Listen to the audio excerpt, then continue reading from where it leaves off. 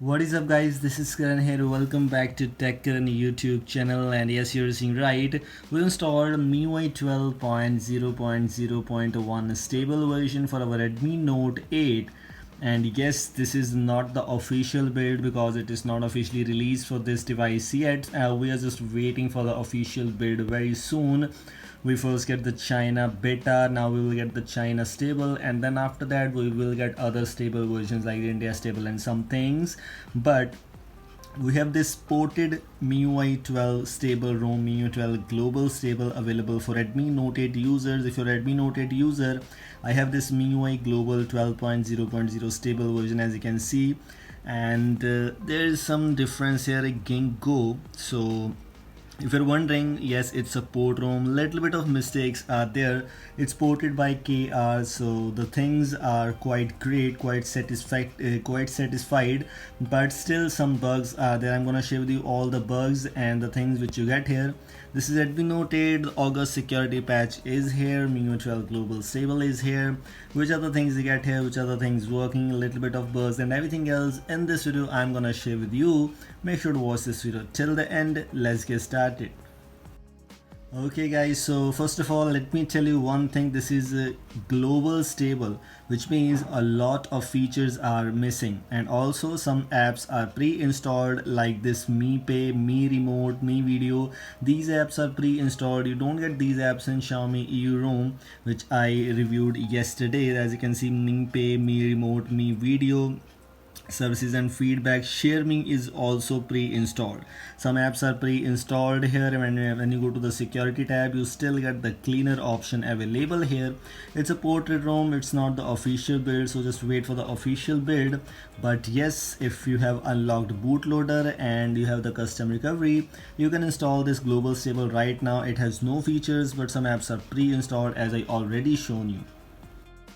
Something is quite interesting about this global stable build. And what is this? You can update your system apps directly from here. It has a system apps updater option available.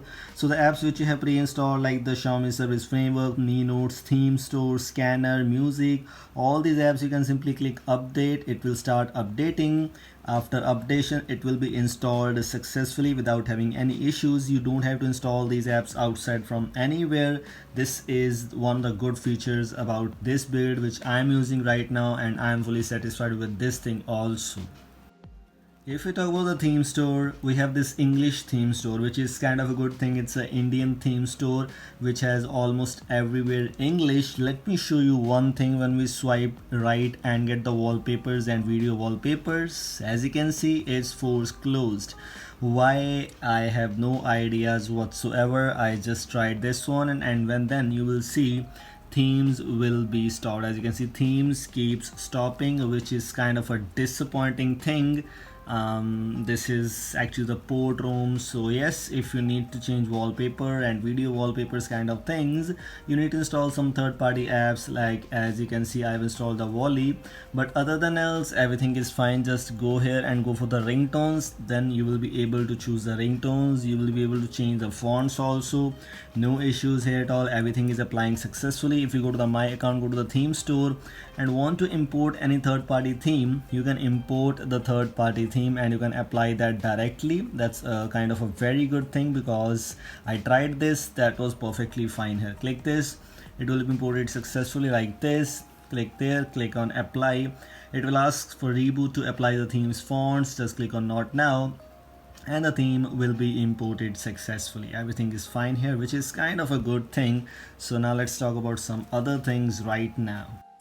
Okay, let's talk about some missing features in this global stable. You already know that Chinese beta, Chinese stable ROM always have some great features, but this global stable does not have any features. If we talk about the lock screen, we have some features missing. If you are seeing this, we don't have any charging animation option available here, which is missing from here. If we talk about in display, we have a little bit of things. We don't get the text to weight option change. As you can see, we cannot change the text to weight from here, which is kind of a missing feature. You cannot change the side of your control center. As you can see, use new control center is here. We cannot change the side of this control center. These are the things missing here. Sound and vibration have almost same things, nothing to worry about. When you go to the home screen, you don't get any option to customize your -1 screen, which is by swiping right you will see the Google Feed or App Vault. You only have the option of choosing the App Vault or enable or disable, nothing else.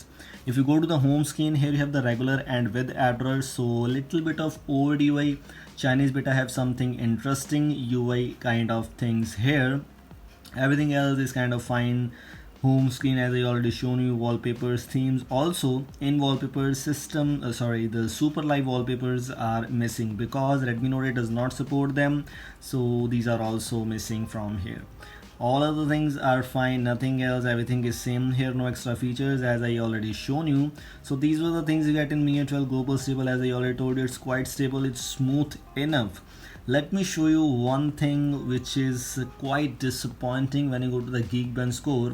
As if you're also Redmi Note 8 user, this is one of the bad ever Geekbench scores. You can see 303 is the single core score and 1181 is the multi-core score. If you compare it with the single core, that's quite bad. 307 is the average one. We got 303, which is kind of a disappointing thing. And one of the best disappointing thing, or the more disappointing thing, is this: the average one 1300 is the multi-core, but now we got 1181, which is kind of a disappointing thing. Why? I have no ideas regarding this.